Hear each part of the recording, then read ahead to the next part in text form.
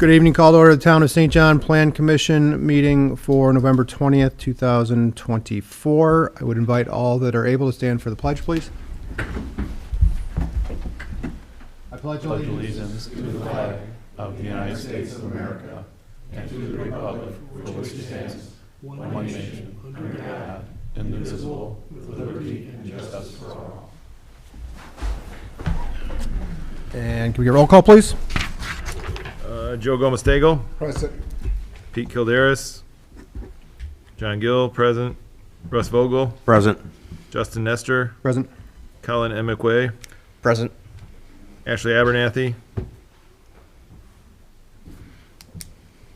She's present online. Attorney Adam Decker. Present. Engineer John Dykstra. Here. Town Manager Bill Manasopoulos. Here. All right. Agenda item 4, we do have a quorum, so agenda item 4, minutes. The October 16, 2024 public meeting minutes. They've been distributed. Everybody have a chance to review them. Questions, comments, concerns? If not, I would entertain a motion. I'll make a motion to approve October 16, 2024 minutes.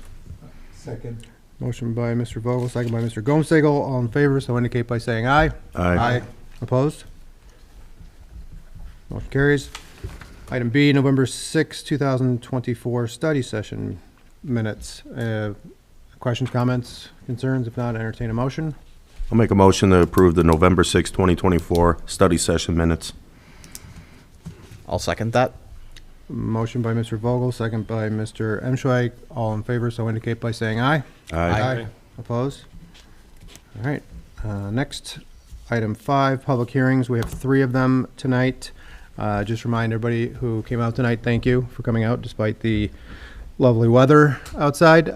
Public hearings will first give the applicant the opportunity to come up, give their presentation. Then we'll open it up for any public comment, members of the public who would like to come up and speak. As we've talked about before, would ask that you try to limit your comments to 3 minutes or less, just so everybody can have a chance to talk. You do need to state your name and address for the record, and we'll go from there. So, item A, 2024-20, Schuster's Village. Proposed preliminary plat for 2-lot subdivision following waiver request. Every surface be constructed of face brick. The requirements to have the refuse enclosure made of the same material as the primary structure. Allow a reduction in the required right-of-way. Dedication to not install curb and gutter and to not install sidewalks located at 10603 and 10641 Tyland Street, Zone C1. Mr. Huss, good evening. Good evening. James Huss with DVG team here with Region Contractors. We are representing tonight 7 Ventures Holdings, LLC. We're here to present the primary plat and hold its public hearing. The plat proposes to subdivide 3 existing lots into 2, as well as dedicate 25 feet of public right-of-way on both Hart Street and Thielen Street adjacent to the development. The total subdivision area is 3.4 acres. The intent of the subdivision is to eventually construct a daycare center on Lot 2 of the subdivision, which is currently under review by the Plan Commission's engineer.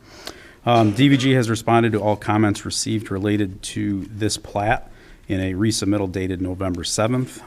These properties were rezoned to C1 in August of this year to accommodate the proposed use. After receiving feedback from this body during a study session 2 weeks ago, we have added sidewalk to our site plan along Thielen Street, which is reflected in the most recent plat. The easement, the sidewalk will be held on private property.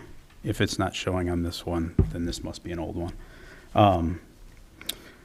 So we have added it on Thielen Street, but not on Hart. As you touched on the waivers we are requesting, not all of those waivers really affect the plat, but some of them certainly do. We are still requesting the waiver to provide a 50-foot right-of-way width or 25 on our side of both streets in lieu of the 60 feet, which the code requires. We are requesting a waiver from providing sidewalks on Hart Street. As was discussed at the study session, it's my and hopefully the Commission's opinion as well that installing Hart Street would create an unsafe condition due to the existing topography and nearby floodplain. We're still requesting the waiver to not install curb and gutter on both Hart and Thielen Streets, as the roadway infrastructure is not adding curb would be not in keeping with the adjacent roadways in this very specific section of St. John, and that there's little to no stormwater infrastructure along the streets in the area of this development. With that, I would be happy to answer any questions commission members have before we open the hearing. All right, thank you. Questions, comments, anyone? Okay. With that, we will open the public hearing. If any members of the public would like to come up and speak regarding this project, please feel free to do so. Just need your name and your address, please.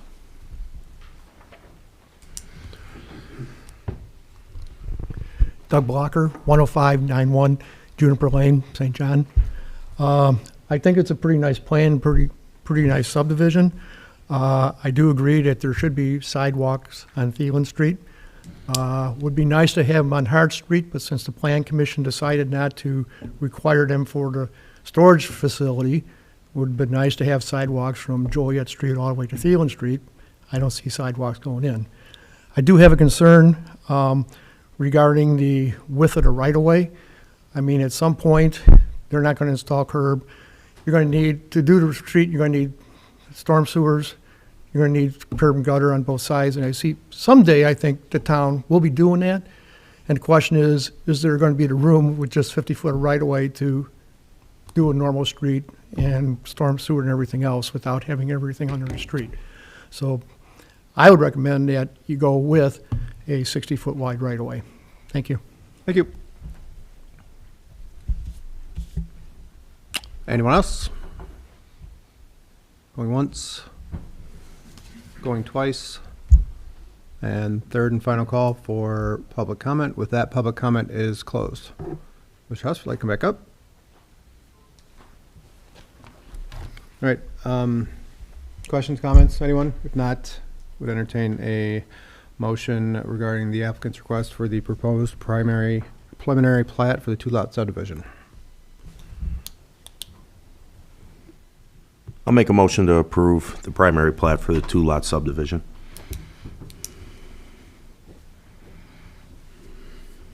Is there a second? I'll second that. All right, motion by Mr. Vogel, second by Mr. Emschway. All in favor, so indicate by saying aye. Aye. Opposed? All right, motion carries. You're all set. Thank you.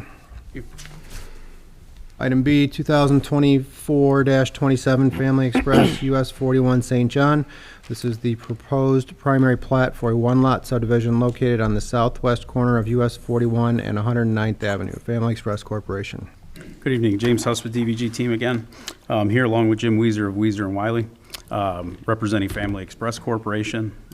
Similar to the last presentation, we are here to present this project's primary plat and hold its public hearing. The plat proposes to subdivide and combine 3 existing lots into a single lot encompassing 2.3 acres at the southwest corner of 109th Street / US 231 and US 41. The intent of the subdivision is to develop the property into a Family Express gas station with a full offering convenience store as well as a car wash facility. We have received comments from the town's engineer related to both the plat and the site. Specific to the plat, those comments were responded to, and in an engineering review letter, he noted that there were no further comments. That was back on November 7th. As this is a single lot subdivision, we do not expect any of the engineering comments, which we're currently working on, to affect the material nature of the primary plat in front of you. I did forget to mention during the last presentation, all required proofs of advertisements have been supplied to the town and have been completed. So with that, I would entertain any questions. Okay. Questions, comments, anyone? Mr. Dykstra, I think I left you out last one. I apologize. No, they have some engineering comments to work through, but the plat itself, they did address that portion. Just, yeah, the primary Just at the this plat, stage? yeah. Okay. All right, with that, we'll open public comment on 2024-27 Family Express US 41 St. John. Any members of the public who would like to come up, feel free to. Just need your name and come on up to the podium, sir. And need your name and your address for the record, please.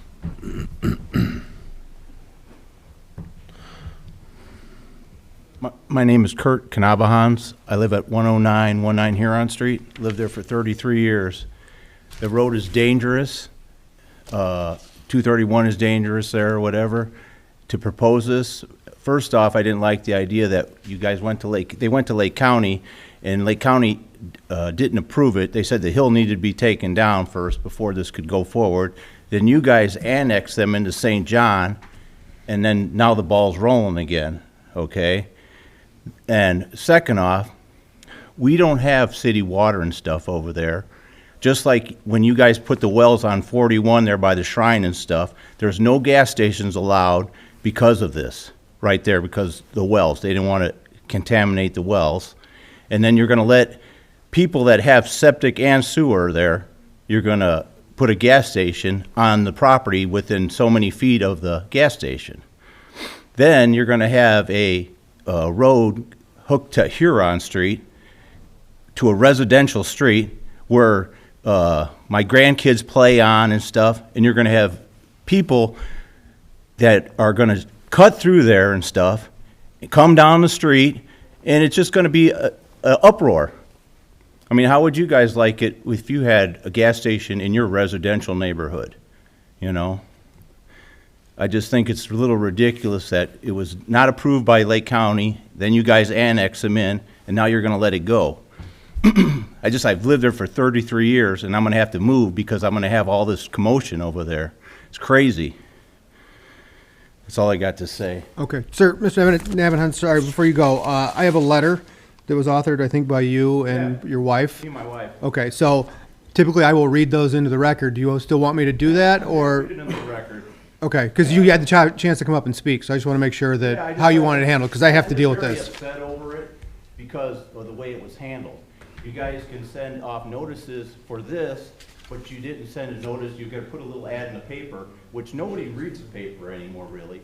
Should have been a notice sent out that you were gonna do this annexation a year ago or whenever this happened. Well, that would have been action taken by the town council, not I by know, well, us. it should have been sent out. So we could have maybe stopped it at that point, you know? Okay. All right, anyone else from the public who'd like to come up?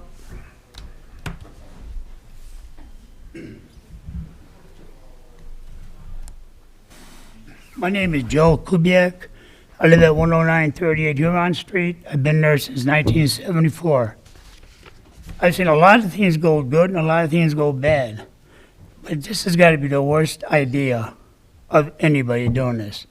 You're taking Huron Street, you're taking, I don't know how many feet, but it's maybe 200 feet, and you're going to come from the west to the east, up Huron Street, next to a turning lane over the hill because there's a car wash on the top of the hill. There's no way there should be a car wash. We got enough trouble getting out of 109th now. I mean, you don't live on 109th, but I'm sure you're probably used to 93rd Street. That's got a lot of traffic in St. John. But, coming here, I had to wait probably for about 30, 40 cars to let me out. If they let me out, otherwise I wait till the light changes. And this is a very bad idea. And another thing, too, like that Kurt was saying, Steve Nigro, administrator in Lake County, is one, and the other administrators that denied them to do this. They said you're not going through Huron. That's a residential street. So what? They come here to St. John, and hopefully they want you to okay it to put the station on. My son owns a business in St. John, okay? But it seems like everybody they just want to make money, put it in their pockets, and don't care about the people that live there. And it's wrong. People stayed in this town for years. I've been here 50 years. And it's been a great town. The last couple of years, everything's been going haywire. Too much traffic, everything.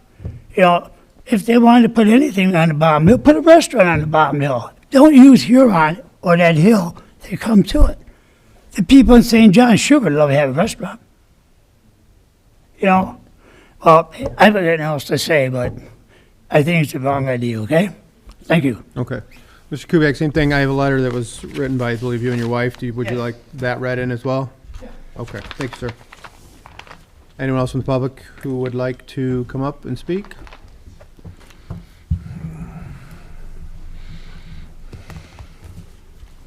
is Al Freewald, I live at 10915 Huron Street. My property is gonna butt up against this property with this gas station, so-called. And, like both gentlemen said, it's a nightmare trying to get on and off 109th Street from Huron Street. You can't go west, you just can't, without getting worried about getting nailed by traffic. And there's a school bus stop right there on the top of the hill. Kids walk down Huron Street all the time. And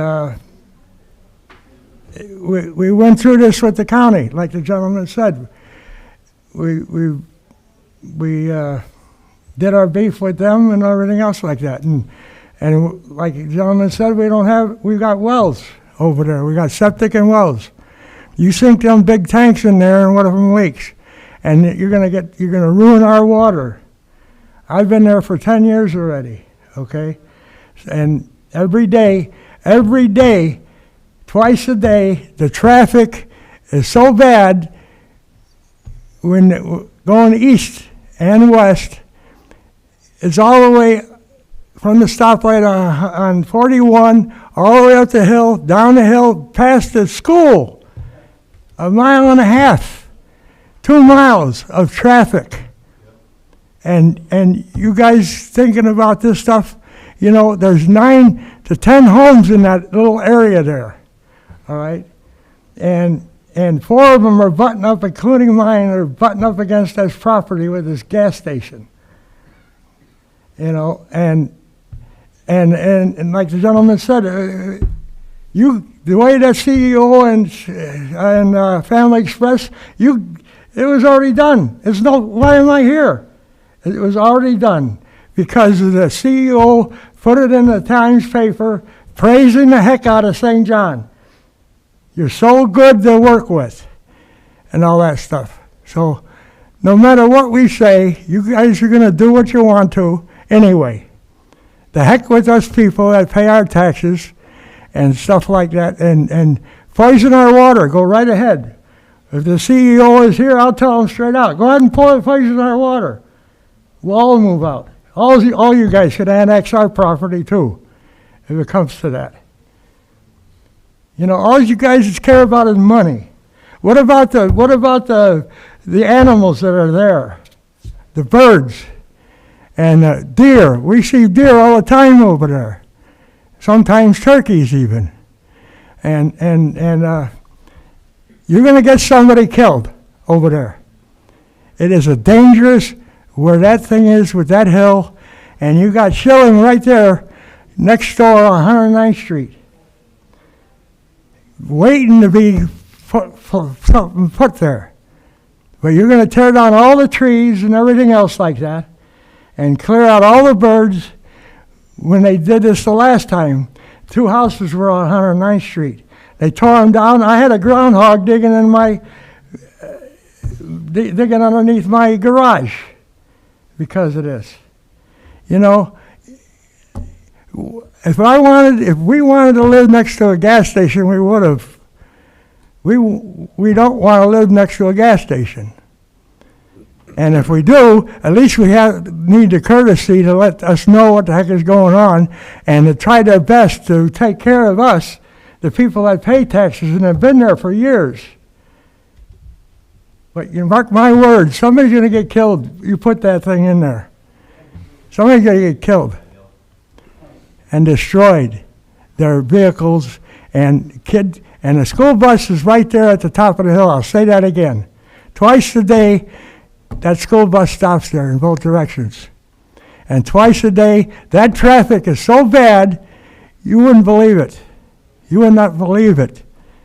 And you can't go west either. You just can't.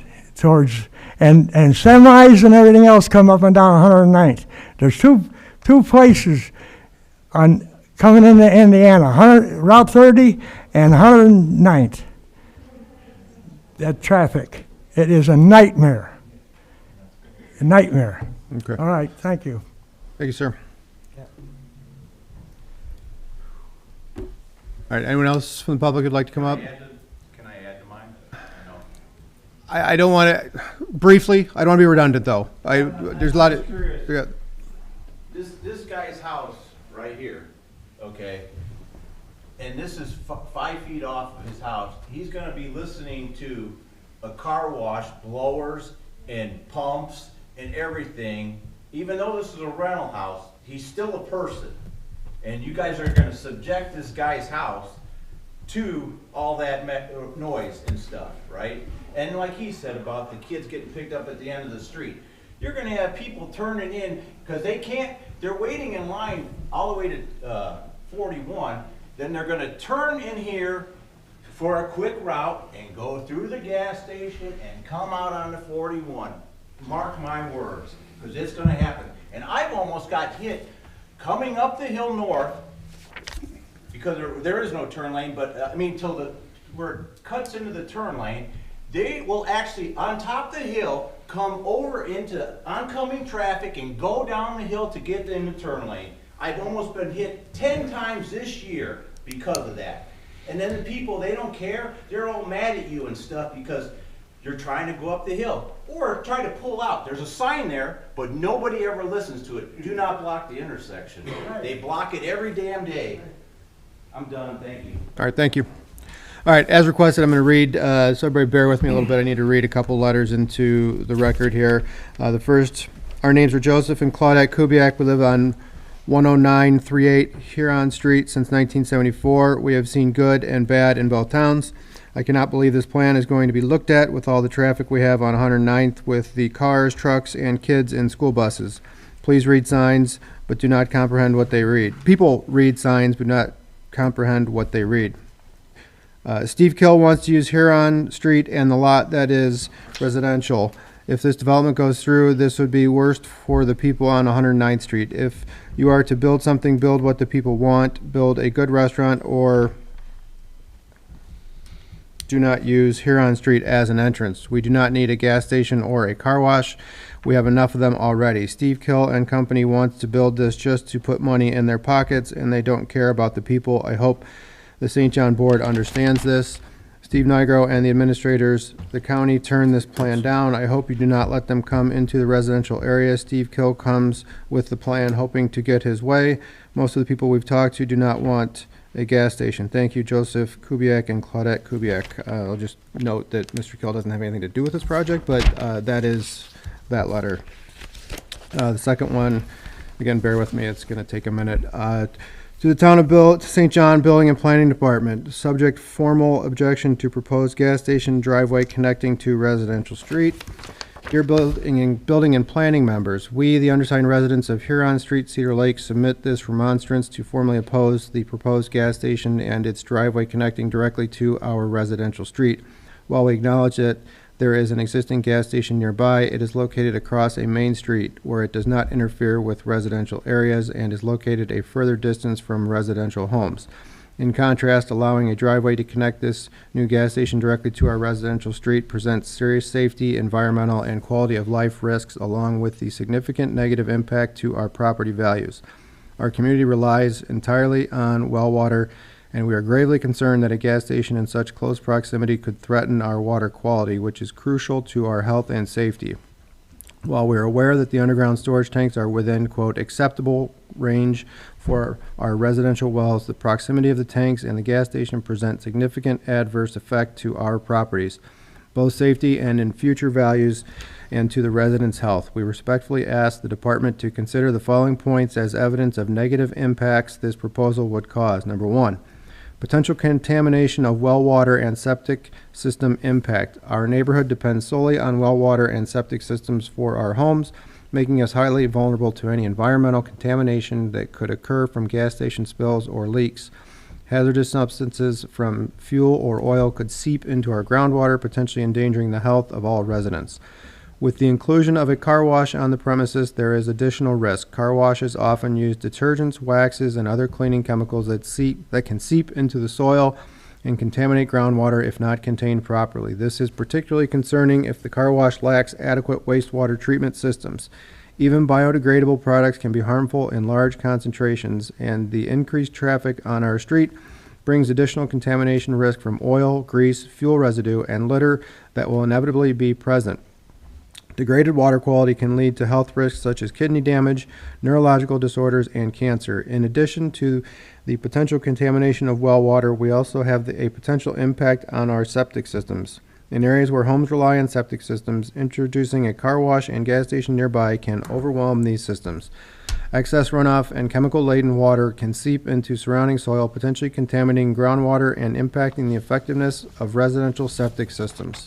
Number 2, increased traffic in residential area. A new driveway here would bring a high volume of vehicle traffic, including cars, delivery trucks, and service vehicles, into our community. This added congestion would disrupt our daily lives, create delays, and expose our families and children to additional hazards on streets meant for residential use. Our residents are currently able to enjoy walking on our street, or their kids and grandkids being able to play in a neighborhood with very little traffic. With the addition of the exit driveway, we will all lose that benefit. There is another deterrent for future use of the properties, which results in negative impact on the property values. Number 3, noise pollution from commercial activity. The noise generated by a gas station, idling engines, honking, and delivery trucks would intrude into our quiet residential area. Unlike the current setup, which keeps such noise moving along a main street, this proposal would disrupt the peace and quiet we value, particularly in the early morning and evening hours. Number 4, decline in air quality. Fumes and emissions from fuel and vehicle exhaust would compromise air quality in our neighborhood. This increased pollution would directly impact the health of our families, especially the most vulnerable residents, including young children, the elderly, and those with respiratory conditions. Number 5, safety risk from increased traffic. Allowing direct access from a gas station into our residential area would introduce significant safety risks. Children, pedestrians, and cyclists would face greater danger from drivers entering or exiting the gas station. A high volume of traffic does not belong in a neighborhood where families expect a safe and peaceful environment. Number 6, decreased property values. Homes located near commercial properties, especially gas stations, tend to lose value. Again, we are aware that the storage tanks are the required distance from our wells, but this is a case of negative perception that will attach itself to our properties based on the proximity of the business. By introducing a gas station driveway directly into our residential street, this proposal would make the neighborhood even less attractive to future buyers, ultimately harming the financial stability of homeowners here. Number 7, intrusive light pollution. Gas stations require bright lighting to ensure visibility, and lights often remain on throughout the night. This light pollution would disrupt the nighttime peace in our residential area, particularly for homes facing the station, making it challenging for residents to enjoy restful evenings. Number 8, increased crime and loitering risks. Gas stations can attract loitering, theft, and other petty crimes. A driveway connecting the station directly to our neighborhood could invite more unwanted visitors and further compromise the safety and sense of security that our community values. The potential environmental risk, particularly to our well water supply, combined with these quality of life impacts, make this proposal incompatible with our community's interest and long-term health of its residents. We strongly urge the Town of St. John Building and Planning Department to consider alternative solutions that would keep commercial access points away from encroaching on residential areas and threatening our water safety. Thank you for your attention to these concerns. We trust that the department will prioritize the safety, health, and well-being of our community in its decision. We also question why this property had to be annexed into the Town of St. John, as we have been told that the county had declined the development in the past. We realize that we are not St. John residents, but we are the residents who are directly impacted by this, whereas there are a total of 0 St. John residents who will feel the impact of having this gas station in their backyards onto their neighborhood street. Sincerely, Kurt and Lori Nabenhans, 10919 Huron Street. Okay. With that, are there any other members of the public who have not already spoken who would like to come up? First call. Second call. And third and final call. With that, public comment is closed. Mr. Huss, if you'd like to come back up. Anyone else? Questions, comments? Anyone would like to say anything? I have a quick, oh, go ahead. The only thing I have is the residents pointed a lot of good things out about the Huron entrance, and they're 100% right. I didn't realize that road was a dead end. I think that entrance needs to be removed. Because at the same point in time, they are right, people are gonna cut right through there. They're gonna drive down that street thinking anything that they could cut through there, they're gonna be flying through there. There is a lot there to think about, and we should put their perspective and their livelihoods in there if there's a lot of kids over there. And also the car wash, how far is it from that house? It is 5 foot from the property line, which was one of the items that was authorized as part of the annexation process. And that house is literally on the property line then? No, that is a garage. That is a garage. Okay, it's not a house. No, it is not. I think that's probably my biggest thing about this is the entrance on Heron Street. The gas station, unfortunately, I think it's a needed thing in the area. I mean, everybody's either, you can't cross traffic going to that shell, it's hard to get over there. It's something that's gonna happen no matter if it's there or not. So I think we should get rid of that entrance, think about a couple more things. The car wash, I mean, you can't get away from it. It's gonna be there. So, is there any way we could work on that entrance? I mean, I'm not to discount, and I can go through some of the comments after entering this. This is obviously one of those comments. I can't say we can't remove it. I'm sure Family Express would very much prefer that it is in, because what that would do is give customers the ability to go west when traffic is not as bad. I'm not contending that there is queuing during peak hours. That would be ludicrous to take that stance. But to restrict this property from nobody can come to this location and go to their homes to the west of this property, which is a large. Sir, we've given you a chance to speak. We're letting him address those concerns. I'll just say, like, we heard what you're saying. We're pushing back on this. Can you just let us do that, please? I did. Thank you. So if you look at Shell, directly kitty corner from there, unless you know that road goes back on the Schneider place to get back there, that's the only way you know. You know, that's the only way you know that you could actually go back down 231. And you have to know that road connects to Schneider to get around. So they did it, they have their place, and they've been there for a very long time. So I think. The Shell, you mean? The Shell, yeah. You either could go north from there, you can't go south unless you come out and go to the light.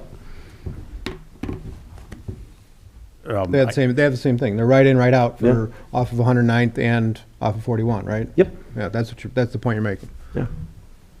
Yeah, I'm not content. I mean, I would contend that that's not, what the discussion we're having right now about the Huron Street entrance isn't anything related to the plat. It would be more site plan, but that is certainly something I can take back to our clients. Yeah.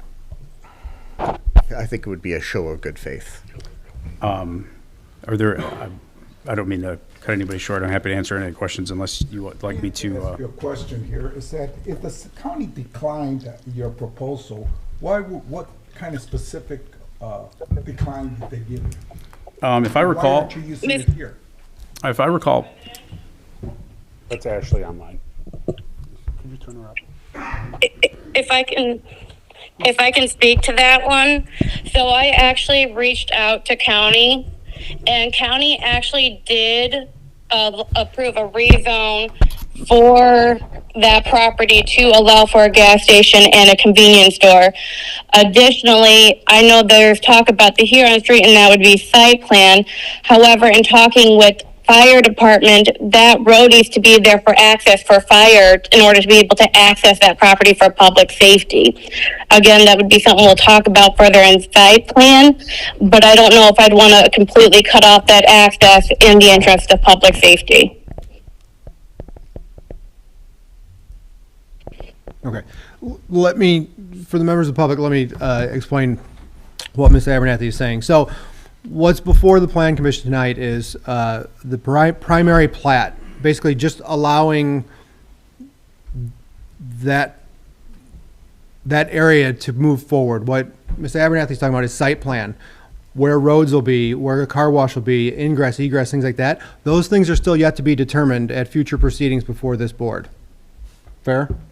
I mean, I'll let This anybody. is just to create a lot of record, which would basically be etching the bold line into the county record books, which would make it a lot of record, which would allow site plans to be put on it, which would allow us to eventually issue a permit if site plan's approved. This means they will be able to build a gas station there. How exactly it's going to look and where you get in and out of and what off of roads, that's still to be determined.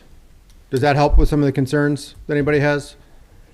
I understand nobody wants a gas. You guys don't want a gas station there. I understand that, but what I'm trying to explain what the process is about because ultimately, if we approve this primary plat tonight, I want everybody to understand what it is we're approving. That's all. If I could touch on a few of the other items, I believe there's reference that Huron Street would be used as a cut-through. I guess in theory it could have the potential to from 41, but I think that's always the nature of a corner lot that needs to get vehicles in and out of it. I do want to point out that there is mention made that this development as a whole was not advertised, not just for this hearing, but prior. The annexation process did come before town council and other bodies, and that was fully advertised for. And I think one thing that I think we've done with this, I know we're not talking about site, but I do want it relates to the traffic flow through this property.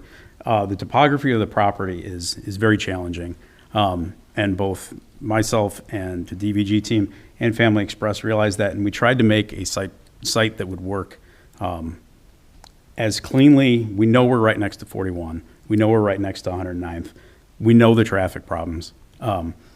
This site is oriented such that its primary customer will be coming southbound on 41, will enter the gas station, and more than likely get right back onto 109th to be on their way, or possibly even go back to the main drive off 41 and continue further south on 41. It's reference to traffic, hard to turn left. That customer isn't going to want to go to this gas station. The customers that are going to be able to get in easily and leave easily are going to be the primary customer. Do you have a research for that? I'm sorry. I mean, I'd be happy to prepare a memo for you. It's just looking at A research. a research memo, of course. Just with the sheer number of vehicles on 41 going southbound every day is only, I believe, over 30,000 vehicles. I don't need research, though. I live my life by how to make right turns in this town, Yeah. because that's just, how it is.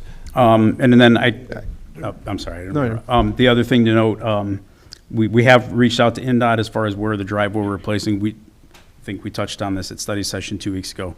While they haven't said it explicitly yet, we fully expect that they will require some sort of minor improvements to Route 41 to make sure vehicles cannot turn left from northbound 41 into this property, nor will somebody be able to go to that south driveway and make a left to go northbound.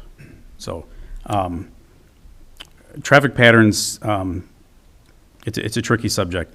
Businesses want the traffic, and then it creates more traffic. But at the end of the day, what we do have here is a proposed plat of subdivision in a lot that the town has annexed in C2 with a compliant use, and that's what we're presenting here tonight.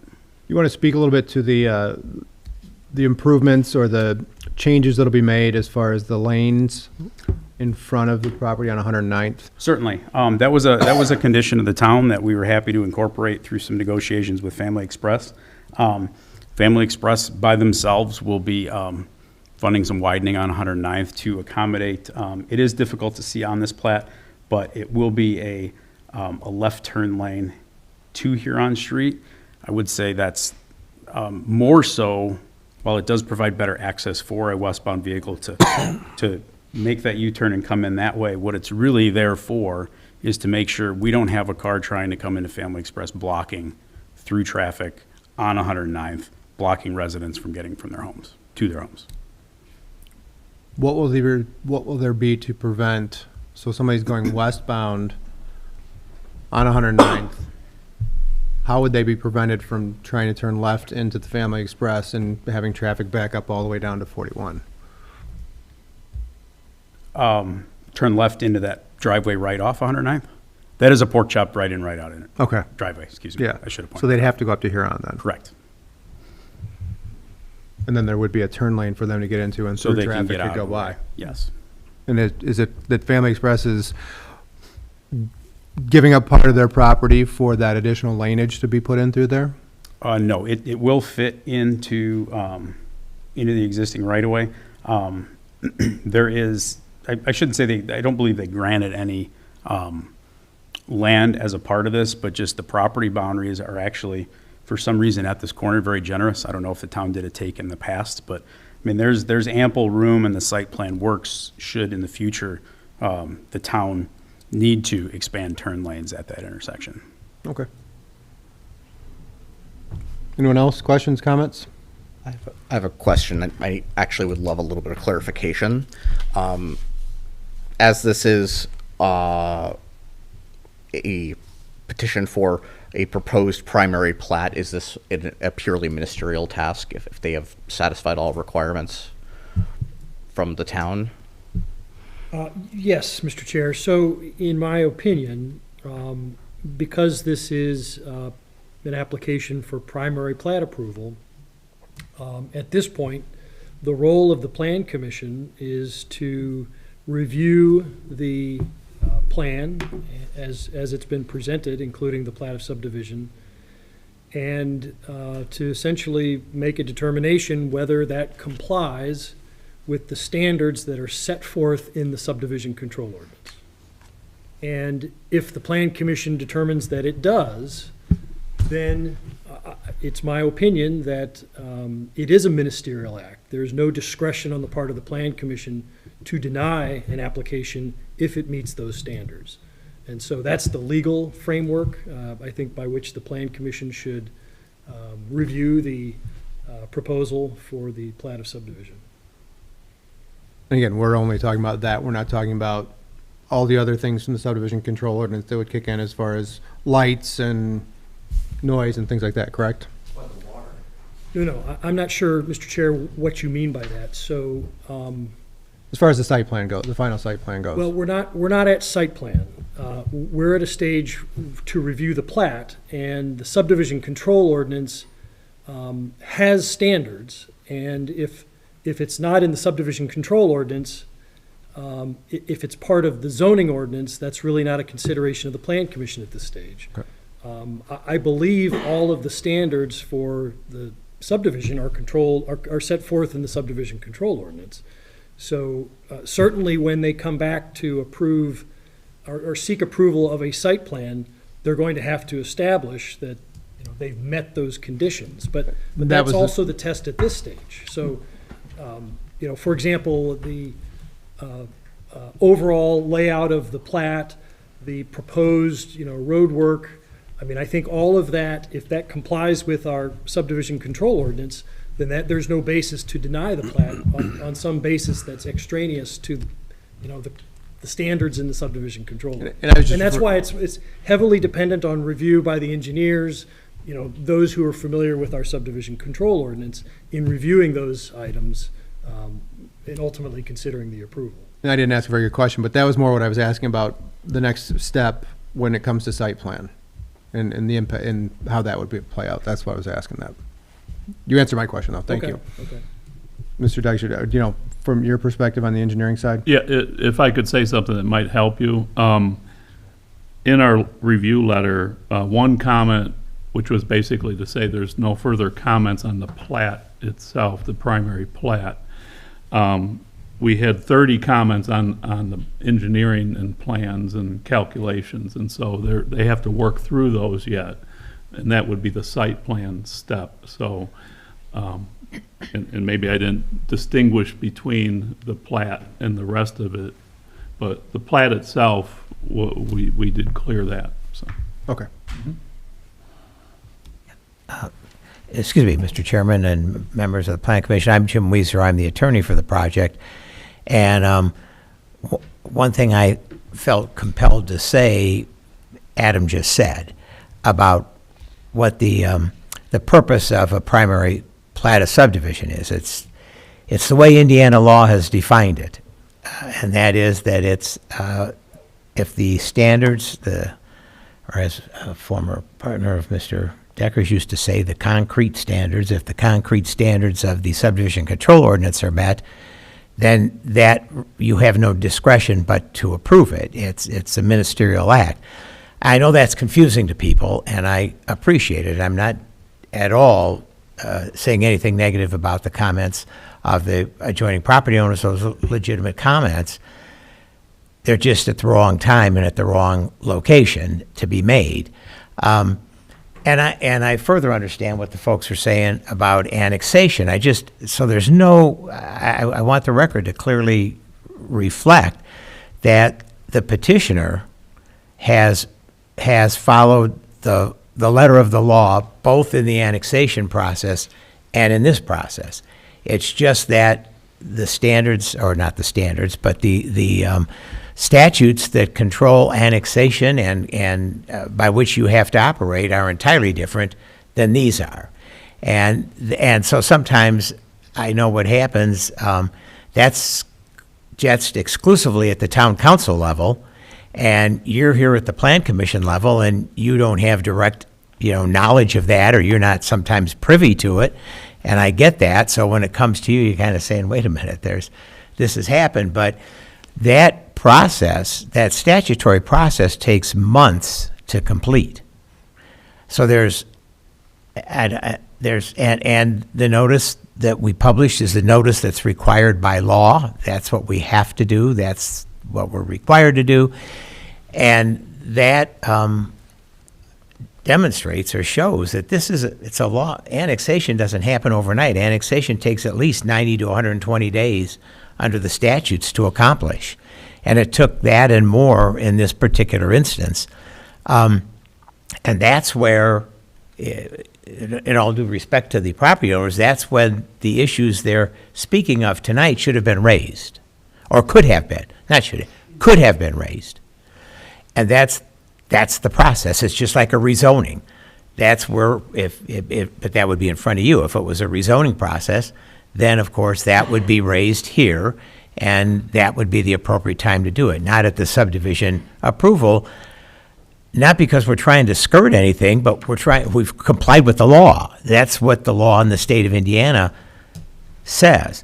I also need to comment that the concerns about the water, that has been thoroughly investigated, and this parcel of property is not within the wellhead protection district that St. John has for the protection of their wellhead and protection of their wells. It's outside of that district. What about our wells?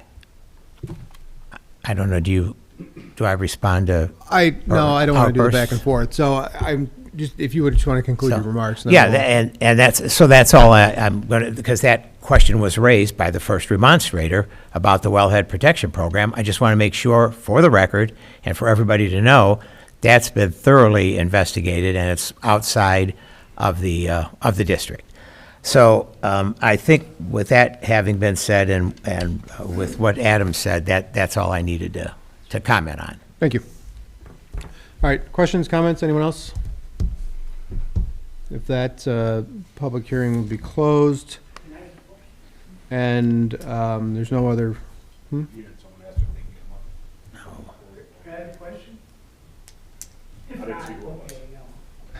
can we just be, very briefly, you have to come up though, sir. Sir, Mr. Kubiak, you have to come up. You made a comment that this should have been done before. We were never aware of this happening until just about a month ago.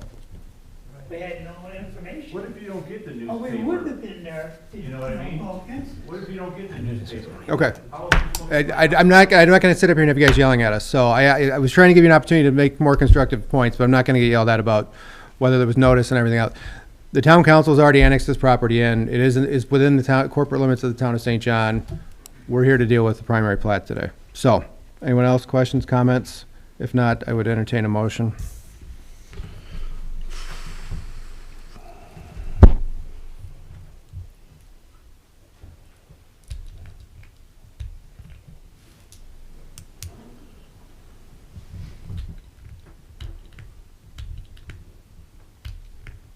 Mr. President, I would like to make a motion to approve the primary plat with the findings of fact. Motion by Ms. Abernathy, is there a second? Second.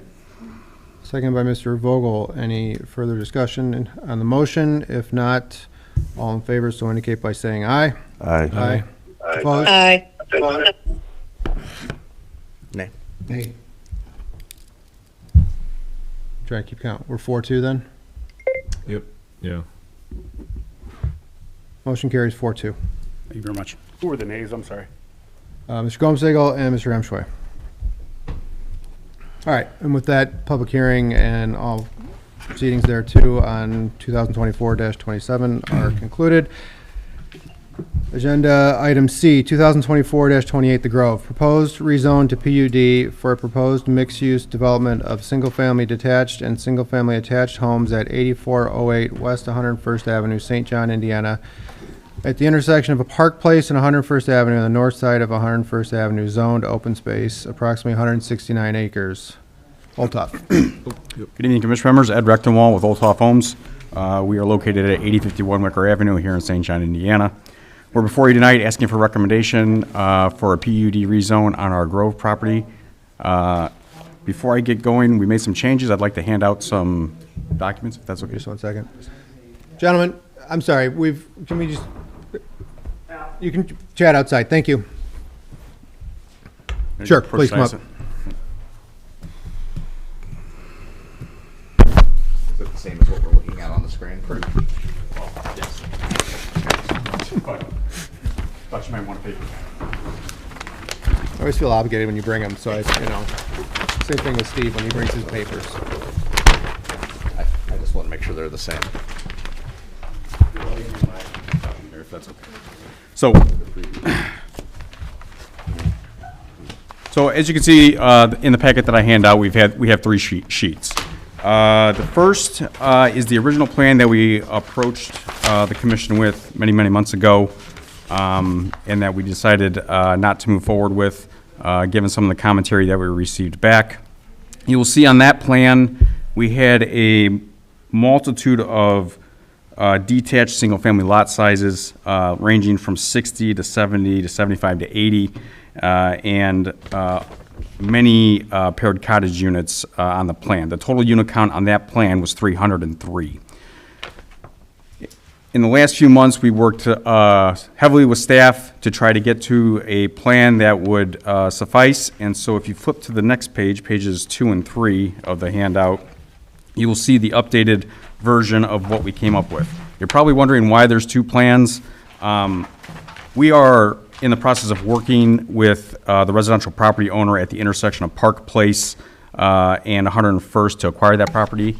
And eventually, we foresee the entrance for this property being at that intersection. However, we wanted to provide a second plan just to show and reflect that if that doesn't happen and the eastern entrance is required, the plan still works, and there's not a whole lot of significant change to what we'd be requesting. So I'm going to primarily focus on page 2, which is the plan that we are anticipating getting the recommendation on. As you can see from the original plan that we submitted with the 303, we have significantly reduced the density on this project. We are down to now 260 units.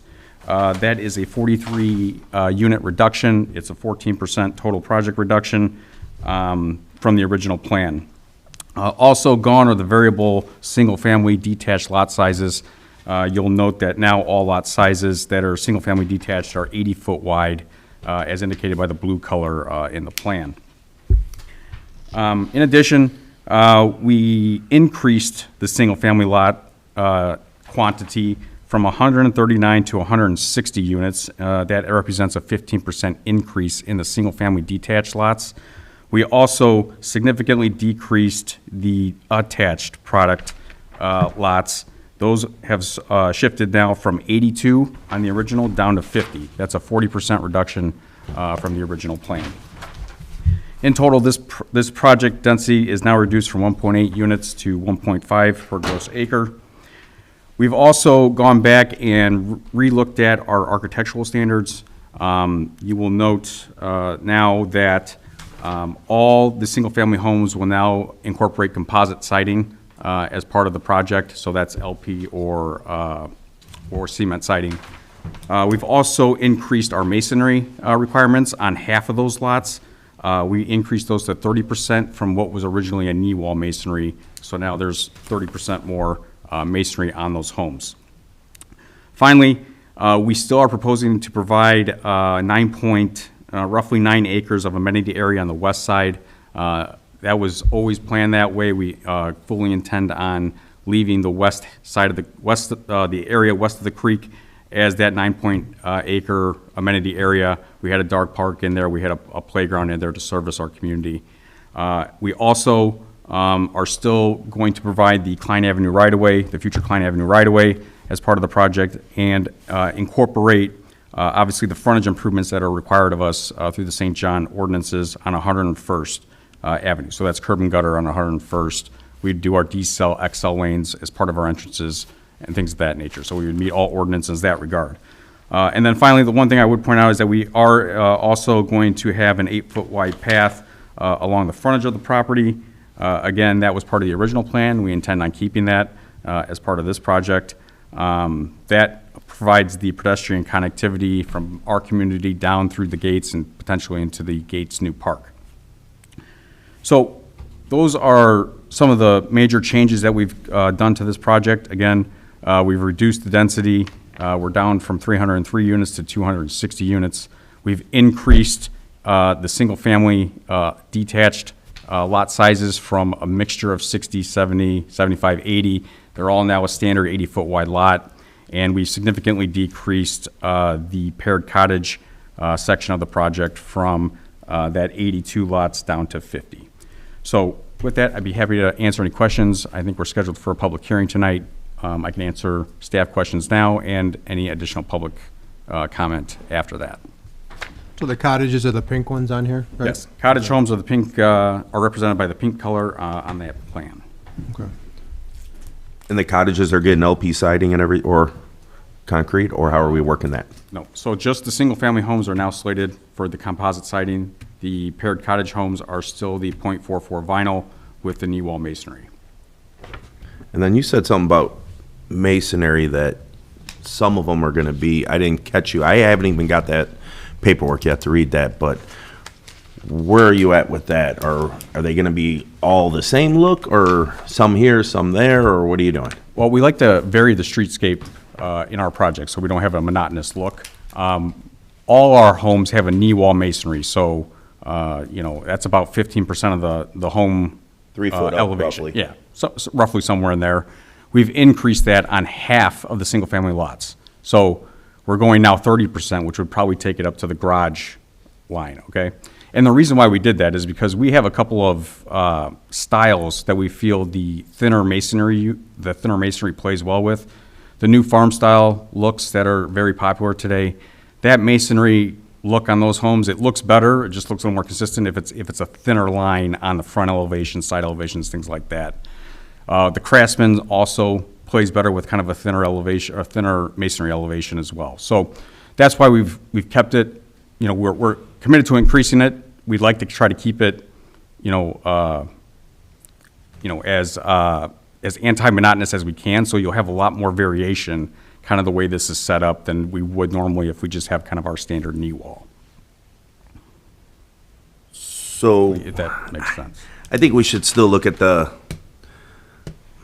cottage homes, everything being LP or a concrete board. I don't think we should have vinyl and LP mixed together.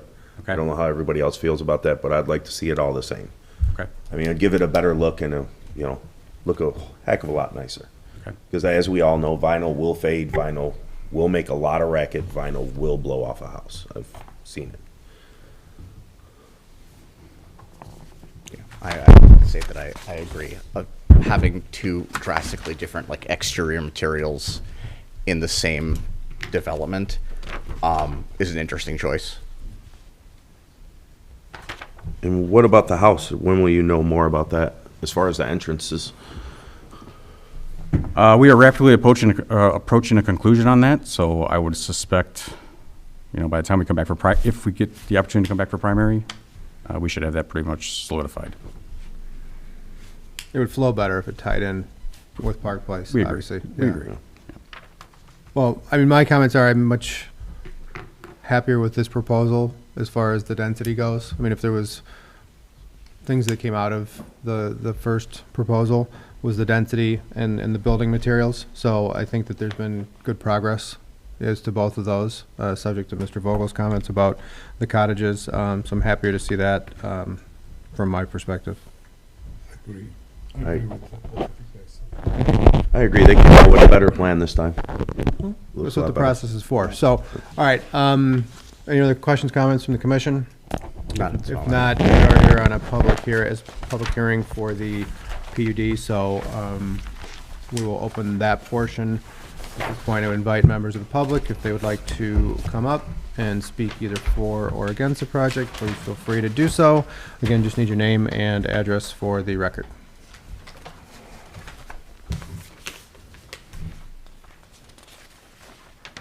How you doing? I'm Pat Dellis. I live at 9611 Marquette Place, St. John, Indiana.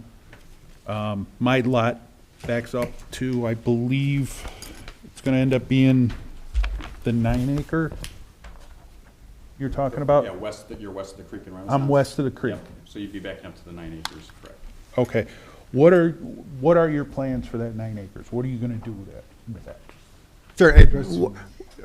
For the public comment, you can just make your comments. Okay, I would He's like- going to take notes, and then I'm going to give him the chance to come back up and Okay. address those, I okay? would like to know what they're going to do with that 9 acres. Okay.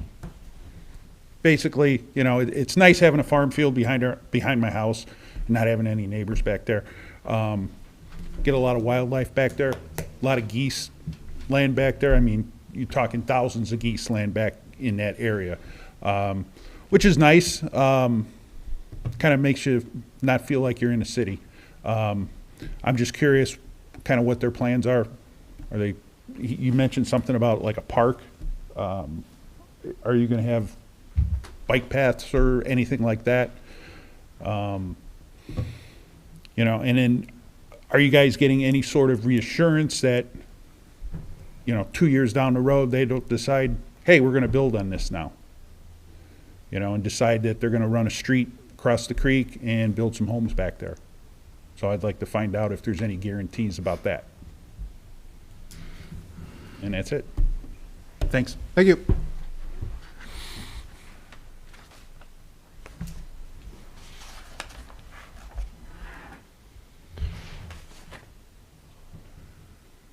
My name is Devin Wilson. I'm on 8310 West 101st. The very corner lot that's just on the other side of the pipeline.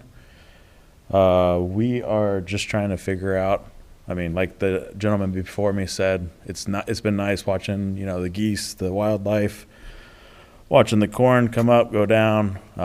This is actually all new for me. I've always been in the city. So it's kind of nice having this kind of peace and quietness. Just curious as to what's going to happen, you know, what's going to happen with that easement. I do, between the two, I like the one that doesn't have the entrance right next to the house, but I understand that that's not really my call, but just curious as to what's going to happen, especially like with the easement, with that property. I don't even know if the property that's right above or right north of me, if they own that or what they're doing as well. Thank you. Thank you.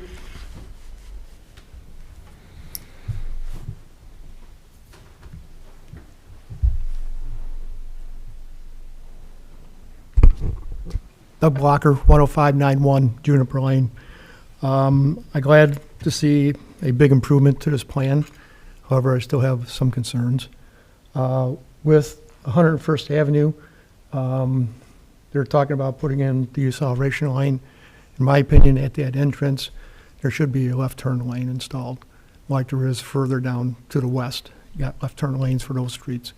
And I think without the left turn lane, you're going to have people, I mean, traffic is just increasing. With this development further to the east, you're going to get more and more traffic on there. And if you got somebody trying to turn left in a subdivision and traffic constantly coming through, it's just going to be backing up. So without a left turn lane, I think it's pretty important.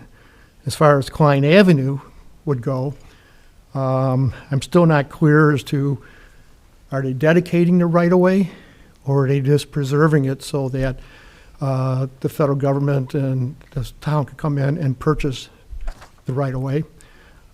In my opinion, I think the developer should be responsible to pay the 20% portion for the acquisition of the property and for the improvement of the street.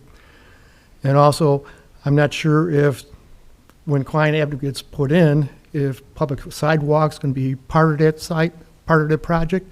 If not, I feel this developer should be responsible to install those public sidewalks across that right-of-way. As far as the uses go, to the north, west, and south, you have detached single-family homes on larger lots. At the last hearing that the developer had here, numerous people indicated that they did not want to see the 60-foot wide lots or the duplex homes. They got rid of 60-foot wide lots. They still have the duplex homes. And in my opinion, it's going to be a negative impact to the area. No matter if you put siding on it or, cedar siding or whatever. What I'm looking at is the property to the east is vacant. That property, as far as I'm understanding, was purchased by LBL Development, has been annexed to the town, and with duplexes right next to that property line, all I see is Mr. Lawton walking in here with a high-density development saying, I'm already adjacent to duplexes, so what's wrong if I put in 17 unit per acre townhomes or more duplexes or 60-foot wide lots, which he's known to do. So by allowing that along that east property line, I see you opening up the door for further development of higher density, causing more traffic to the area, causing a greater impact to the surrounding neighbors. I guess I just want, if a developer came in here with a subdivision, single-family subdivision of 80-foot wide lots or larger, how many residents would be in here saying, no, we don't want that. We want 60-foot wide lots. We want duplexes. We got townhomes. You don't have that. I think it's time that you start listening to what the residents want and saying, we don't want these 60-foot lots. We don't want these duplexes. We don't want these townhomes. And I think you got to start listening to us. Not, it's what the developer wants. I see it as an improvement, and I think it still could get better. Thank you. Thank you. Anyone else who'd like to come up?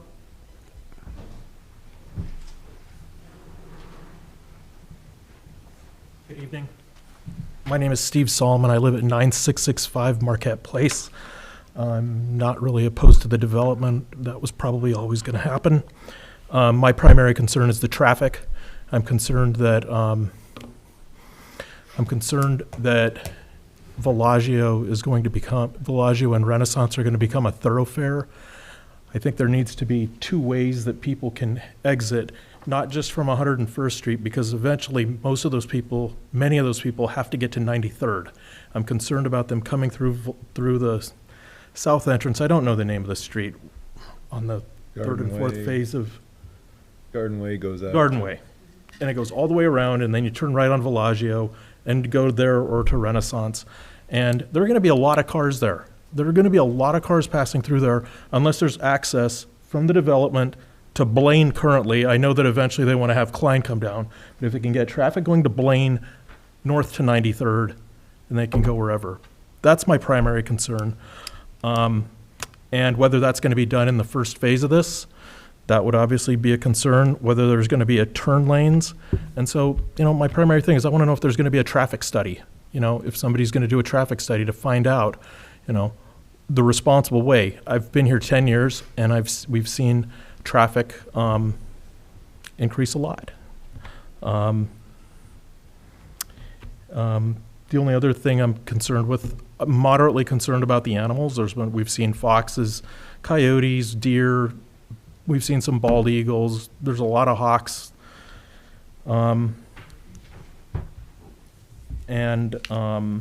that's a concern. And then the final one would be, you know, the density. We moved to St. John because it's a nice town. We'd rather not, you know, we'd rather be in a neighborhood where the houses are similarly as nice as the house and lots where we live. And, you know, it's not like living next to a trailer park, but I feel like that's kind of the direction that this is moving. And that's all I have to say. Thank you.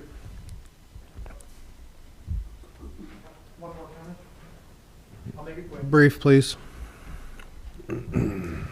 He's talking about a bike path along 101st, but I see it like going up to the gas pipeline there, I think it is, and so forth. I think the pathway should go across the entire frontage from the west property line all the way to the east property line. Unless you, because it does go over the other side. So, I mean, at some point, I'm assuming someday maybe a sidewalk will connect with the sidewalk that's at Renaissance, and this would connect, and then this would continue on further east. Thank you. Thank you. Any other members of the public who would like to come up? Going once? Going twice? Going 3 times?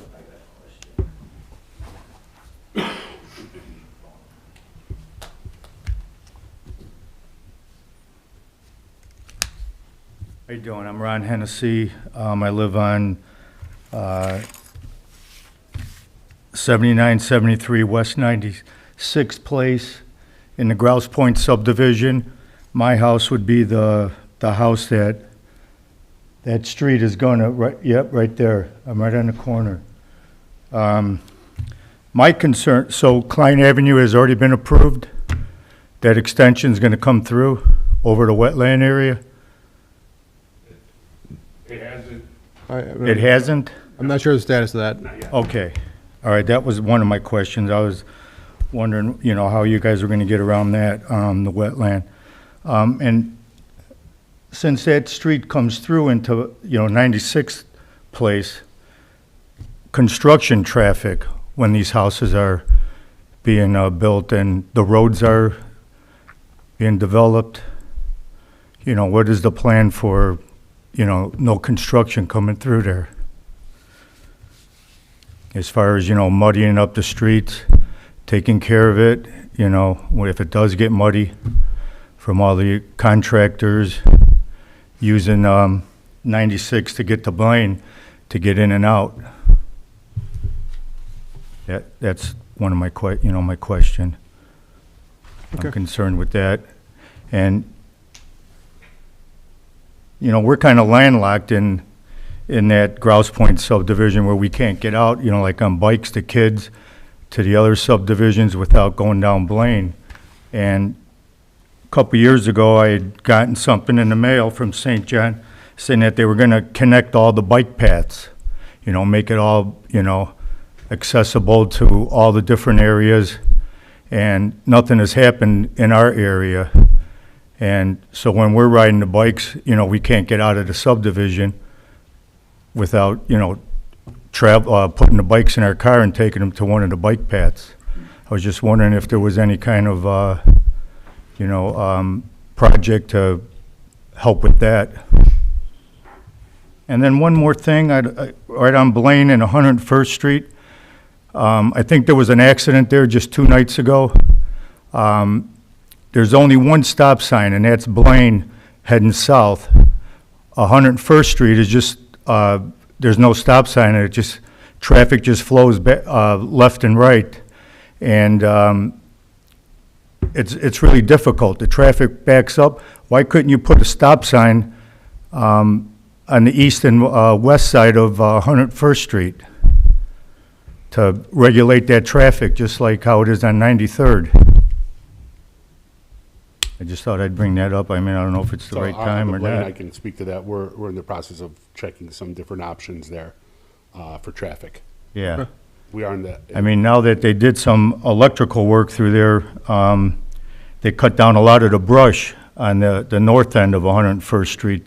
So it's easier to see around there. But before, it used to be really difficult where you had to inch out, you know, a couple feet to see around that bush, and then there'd be a car coming. And that traffic's regulated from that stop sign with cars coming north on Klein and coming from the west side of 101st Street. And it's just like a spoke on a wheel. It's almost impossible to get out sometimes without hitting a car. So, I mean, those are my concerns in that area. Thank you. All right, you're welcome. All right, any other members of the public who have not spoken already who would like to come up? First call, second call, third and final call. With that, public comment is closed. Try my best to answer all these questions. John, you wouldn't happen to have access to the file system. We submitted a landscape plan that would show that west 9 acres. Was it with the ordinance with exhibits? It would be on that SharePoint file. Okay, I know we got locked out of the SharePoint, but well, maybe I got the PUD. Is it in there or no? No, it would be in the landscape plans that were submitted. Okay, yeah, we'll have to get a fresh link for that. Right. So just to address, I'll start with Mr. Hennessy here, and I'll move my way back up. So there was talk about connectivity on the bike path and accessibility. Obviously, our main road will connect into Grouse Point. That road will be a public street section with sidewalks, and that will provide them connectivity from Grouse Point all the way down to 101st and into the gates of St. John. As far as construction traffic goes, we anticipate our first phase being on the south half of this property, so we would be coming in off of 101st as part of that first phase. So I don't anticipate construction traffic moving through Grouse Point or 96 at any point, because as we work our way from south to north, those will be our later phases of the project. In addition, we have successfully in the past put up no construction signs and things like that to limit construction traffic through subdivisions. We also are held to MS4 restrictions and things like that as far as mud on the roads. Our trades are required to have street sweepers and things like that on site. So if they do muddy the road, they have to clean up after themselves and things like that. So I think that addresses the construction traffic. Up to Mr. Seldman, his concerns were Grouse Point and Blaine. Again, we're going to provide connectivity into Grouse Point, so there will be a secondary access point to this community. You'll have 101st and tie into Grouse Point. I think that's 96th Street. So there'll be 2 points of access. You will eventually be able to get out to Blaine Street through here.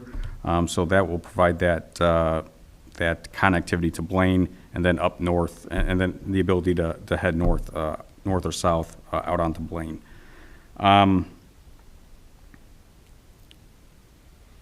As far as the traffic, there was a couple comments on the traffic study. We reviewed this. So this site was reviewed in the St. John Road Impact Study a few years back. Our site was included, and we actually gave them data on a potential development for that parcel. I don't believe that report actually required any turn lane improvements or anything like that at that point. So as far as traffic study goes, we referenced the St. John Road Impact Study for that information. To try to answer Mr. Blocker's questions here, we are only dedicating the right-of-way on the future Klein Avenue. Again, we're dedicating that right-of-way, in a sense, giving it to the town. We're not looking for payment or anything on that. It's just part of this project. Typically, on these types of projects, we have to dedicate future right-of-ways on the frontages, things like that. So we're pretty cognizant of that. Uses to the north, south, the east, and west. We feel like this plan now matches those very well. Most of those lots in the area are 80-foot wide, to our knowledge. So we feel like we have a good transitional zoning happening now from the south and also from the west as we are adjacent to Renaissance and the gates. Those are all 80-foot wide lots. As I mentioned, we will be installing a D-cell XL lane on 101st. That will become part of the primary plat portion. This is zoning. Obviously, we have to come with full engineering at that point, and all those little details will be worked out in our engineering design. Mr. Delvin was asking what happens with the pipeline easement and the entrance. He prefers the entrance to the house, obviously, so do we. That's why we had the two plans in place. We're very close again on that residential parcel and acquiring it. What happens to the pipeline easement? That's just going to become green space. We can't build in there. We can't, modify it. Our HOA will maintain it. We like our communities to look very manicured. We do plan, a landscape buffer along 101st, and we will perpetuate that kind of adjacent to the pipeline easement, but we will not be working into the easement. Again, that'll stay natural. It'll be grass. We'll mow it, maintain it with our HOA.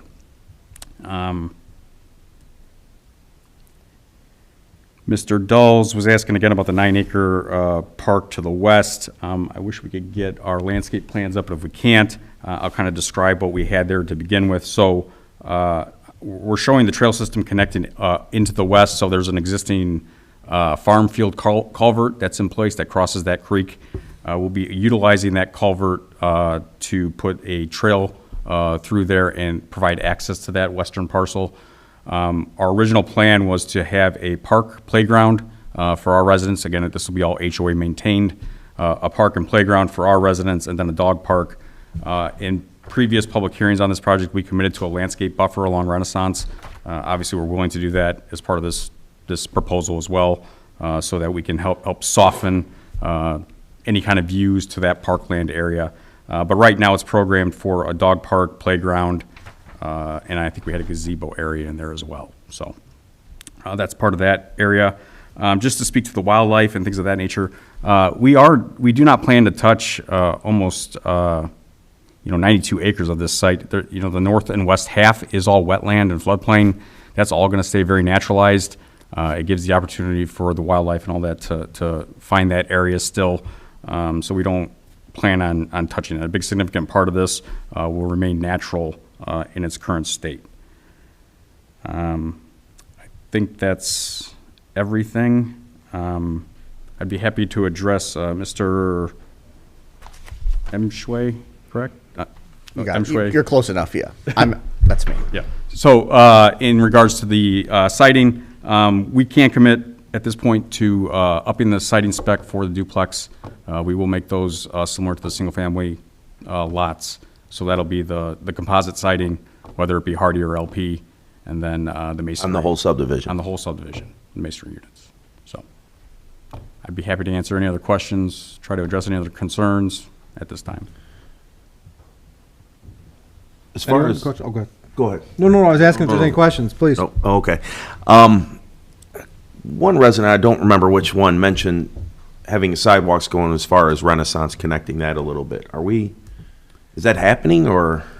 So we will do frontage improvements along 101st, and that would include a sidewalk. Now, I think I don't think Renaissance, so on Renaissance side, I think it stops right at there. The detention facility. It doesn't come past that house, isn't it? Correct. So I think in previous reviews of this, we were anticipating pedestrian traffic crossing 101st and then heading west, because that sidewalk does actually connect on the south and west. Yeah, if the entrance does end up being at Park, I believe you can cross south on Park and then either continue south on Park or head west on that bike trail there. Correct. That'll eventually get to Garden Way. Right. And then there's a crosswalk. If we perpetuate it west on the north side, again, you're going to run into the dead end at Renaissance, because their detention facility doesn't have a sidewalk running through it.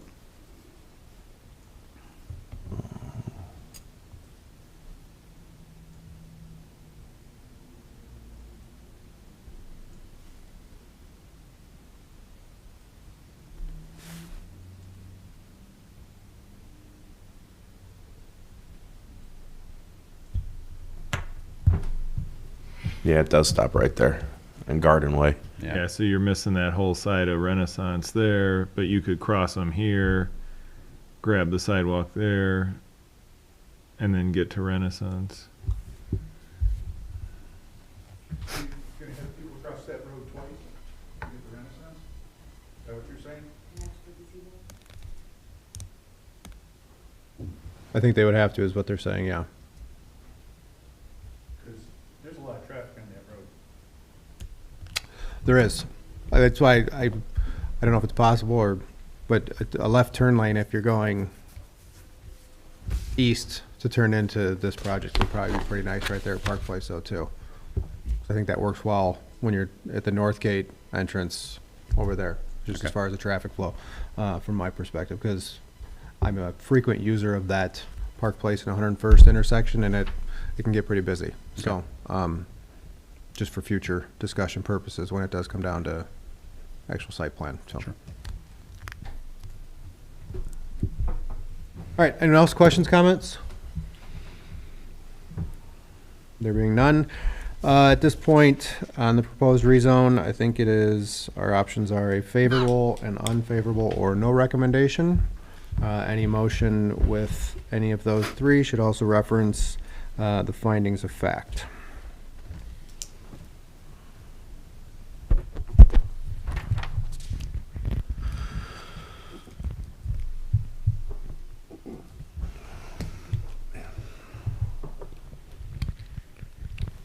Mr. Chair, just to clarify that point, our zoning ordinance provides that at this stage of the application, the Plan Commission, after determining whether all of the PUD requirements have been satisfied, so that's a first step, is to determine that all of those requirements have been satisfied, it will make a recommendation to approve with modification, or disapprove the PUD development plan.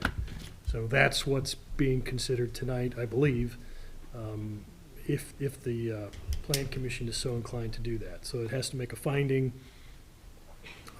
that the PUD requirements have been satisfied, and then it would make a recommendation to approve with modification, or disapprove the PUD development plan.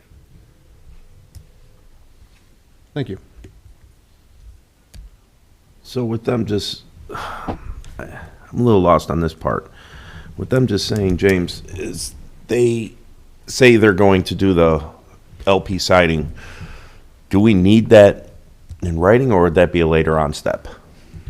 In my opinion, the PUD development plan should contain all of the requirements of the Plan Commission in the document. Okay. To rely on a verbal statement, in my opinion, is not satisfactory and cannot be enforced. It's my understanding that it can be approved with modifications. And so they can make it as part of their motion and with the modification? That's certainly true, yes. So any motion to consider approval, if there are going to be any modifications that the Plan Commission wishes to make, it needs to be included in that motion, and it needs to specifically reference that part of the PUD development plan that's being modified. So specificity is very important in that consideration. Because basically the written document, which is part of the ordinance that would be considered by the town council, is going to contain all of those standards, and that's what's going to be considered for approval.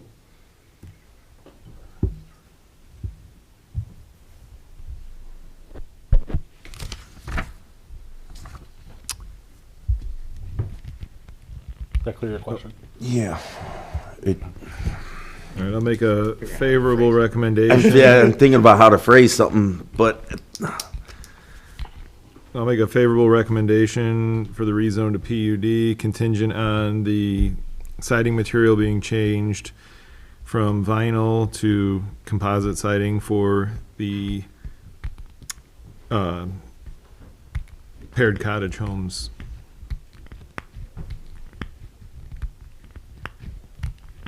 Motion by Mr. Gill, is there a second? I'll second. Second by Mr. Vogel. Any further comments, questions on the motion? If not, all in favor, so indicate by saying aye. Aye. Aye. Opposed? Aye. Opposed. So you're a nay? Yeah, nay. Okay.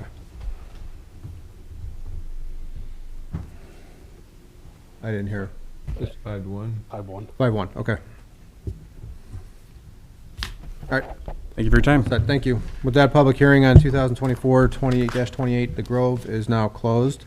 And that concludes all public hearings for tonight. Item number 6, old and new business. Item A, 2024-26, The Preserve, proposed final plat for the Preserve Phase 8 and or for 39 lots and 3 outlots. Mr. Slager.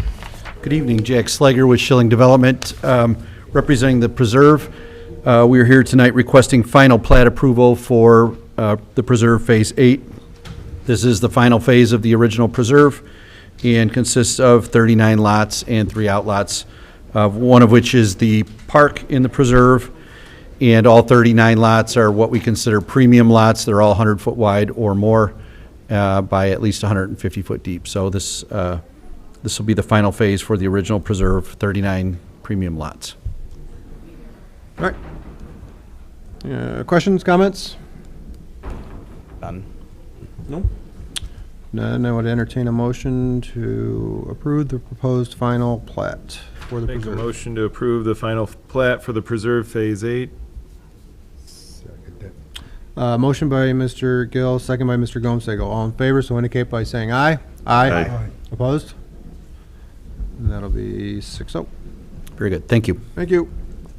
Item B, 2024-30, the Gates of St. John. Proposed final plat for the Gates of St. John, Unit 24A for 15 lots. Mr. Gill. Yes, this is the same plan that was at the study session. This is a very small last phase of Unit 24A. It's a very southern end of the subdivision. All of the improvements are in, including street signs, street lights. It's kind of been sitting there now for quite some time, so all the utilities have been installed, water lines, raw water lines for well number 9, all that stuff is already in and taken into consideration. So this would just be the final 15 lots in that area. Nothing has changed. It's been there for quite a while now. All right. Questions, comments? That's the area with the barn, isn't it, Steve? No, the barn is not. Yeah, but it's more, yeah. I don't Yeah. know. Okay. This is that area right next to it, kind of. Yeah, Yeah, yeah, right, okay. Yeah. All right. Questions, comments? If not, would entertain a motion to approve the proposed final plat. I'll make a motion to approve the proposed final plot for Unit 24A for the 15 lots. I'll second that. Motion by Mr. Vogel, second by Mr. Emshoy. All in favor, so indicate by saying aye. Aye. And for the record, for note-taking, item A, the preserve, and this one, B, for the gates, is a 5-0 vote. We lost Ashley on the connection with Ashley. Oh, okay. Well, you're still all set. All right. Thank you, gentlemen. Thank you, Mr. Gill. Item C, primary plat extension requests. Item A, the Preserve West regarding a 1-year extension to November 20, 2025. Good evening, Jack Slager again with Schilling. These next 3 items are we're requesting extensions on our primary plats. As you know, the primary plat is typically good for 1 year, or it gets extended automatically each time we come in with a final plat portion of that. The Preserve West, last year about this time, we did come in with a final plat for the Preserve West Phase 1, so that got us to this point. Obviously, tonight we had final plat approval on Preserve Phase 8. I imagine next year at some point we'll come in with another phase of Preserve West, but just to keep our primary plat active, we need to request a 1-year extension to get us through the end of next year. All right. Questions, comments? Is there a motion to Make a grant the motion to extension? grant a 1-year extension to the Preserve West subdivision. Motion by Mr. Gill, second by Mr. Gomsegel. All in favor, so indicate by saying aye. Aye. All right, 5-0. Item B, St. John Business Park requesting 1-year extension to February 21, 2026. Yes, so this one is not quite up yet, but we figured since we were here tonight, we were going to tackle all 3 of them at once. This one, we did receive primary plat approval in February of this year, and actually, I don't think that date is right, 2020, yes, it is 2026. So we received primary plat approval in February of this year. We have not started the project yet, obviously. We're still working with NIPSCO to get power to the site and a few other issues that we need to work through there. So we are requesting a 1-year extension on St. John Business Park, which will take it from February 2025 to February 2026. Your efficiency is to be commended. Thank you. Questions, comments? Nope. There being none, is there a motion? I'll make a motion to grant a one-year extension to St. John Business Park. I'll second. By Mr. Gill, second by Mr. Vogel. All in favor, so indicate by saying aye. Aye. And that's 5-0 as well. Item C, Continental requesting one-year extension to March 20, 2026. Again, this one is not quite up yet, but we received a final plat earlier this year for one section which extended it. We don't have plans to do an expansion in the next couple of months, so we would like to keep the primary plat active and extend that a year. All right, questions, comments? None. Nope. There being none, is there a motion? Make a motion to grant a one-year extension to Continental. I'll second. Motion by Mr. Gill, second by Mr. Vogel. All in favor, so indicate by saying aye. Aye. Aye. That's 5-0. Thank you. Concludes, thank you, Mr. Slager. That concludes old and new business. Item 7, public comment. Mr. Blacker, come on up.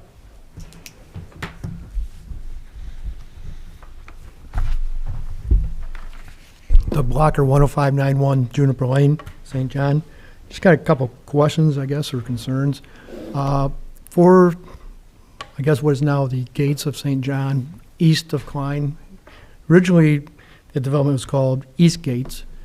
And at those hearings, the developer indicated that the left turn lane was going to be installed at 105th and Klein, and also at 101st and their entrance that comes out to it. Also, public sidewalks was supposed to be installed along Klein Avenue and 101st. I guess to date, nothing's been done. I mean, on Klein, there's not even a deceleration lane. So I guess, is the town going to make them install those improvements, or does Mr. Lawton just get to do what he wants? The second thing I got a concern with is for any of Mr. Lawton's developments, I've yet to see him post a maintenance bond or maintenance surety for his developments, and got a concern that it's not being installed. I mean, or being provided, and the town's just going in and doing the repairs. I mean, I know of 2 cases already where the town has to go in and make the repairs, and I was told, well, we can't make the developer do it. So I'm just curious why we're not getting after these developers to make these improvements or repairs. Thank you. Thank you. Any other public comment? There being none, is there a motion to adjourn? But before we move on, I just want to make a statement here. I asked for a study on the traffic, and I know that there is a difference between an observation, a suggestion of viewing things, but a research or / study of the traffic helps the developer provide more information to us in the public about what the traffic studies are doing, whether they're going to grow more, like on 231 and so forth. I think that's something that we need to have the developer come up with a study or a research on the traffic flow for certain areas that they're building. Because for our observation, it's pretty good. I mean, if I drive it, I know I'm going to make a right turn or a left turn, and the traffic seems slow. But on an that's called an observation. In a suggestion would be somebody would say, it doesn't happen that often. Traffic doesn't occur. But a research or a study gives the developer teeth so he could say to us, this is our research, this is our study for the traffic. And it helps the town plan a little bit better. That's why I ask, when a developer tells me a statement of, this is the way we see that people are usually going to turn right or going to go, they're not going to turn left, that doesn't mean anything unless it's provided to us with something tangible like a research. It may last, the research could say it lasts for 5 years until something else gets developed. But we need to have something like that from the developer. That's the only purpose I ask for a research from the developer or study. I don't want them to come to us and tell me, well, most people like smaller lots or bigger lots. And I've asked that question from developers. How do you know they don't like smaller lots? Who tells you that? They come up with a statement, well, our marketing department does. That's self-serving. But when you do a research or a study, somebody has to have their name on that. And I think it'll help us with the flow of traffic of what's going on in the town of St. John. That's all I have to say, sir. You know, I even got the and- sir. Yeah, which is we don't have that in our ordinance where it's required. But, Well, Mr. Chair, Town Code Section 21A 57 for traffic studies in our subdivision control ordinance, you can require a traffic study. It provides that in reviewing design standards and the layout of a subdivision, the Plan Commission shall pay particular attention to the anticipated additional volume of traffic thereon, and if the Plan Commission deems it necessary, it shall require the developer to provide a traffic study prepared by a professional engineer addressing the anticipated increase in traffic volume. Such traffic study shall be paid for by the subdivider. That's in the subdivision control ordinance. Asking you shall receive, Joe. All right. Thank you. Motion to adjourn. I'll make a motion to adjourn.